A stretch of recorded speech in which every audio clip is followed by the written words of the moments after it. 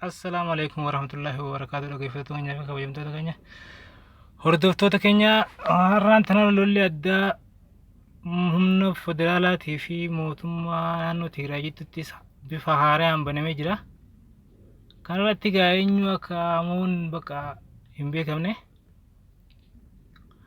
karaa kaaniin humni poolisii addaa Amaaraa warra dhalattootaan Oromoo ta'an poolisii Oromiyaatii fi makalaakaa irrattis dhukaasa banuun sochii karaa duubaa isaanii godhuu deemu bakka waan biraa deeman itti fakkaatee ta'uu fi jirri baaragaan uummata bakka hedduu fixanii tanaa fi tabiraas hedduu qabna.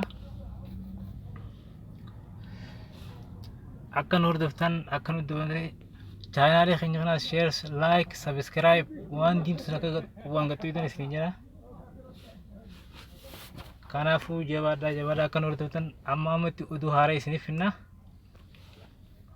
Kanaafuu kabajamtootaa fi jaalatamtoota keenya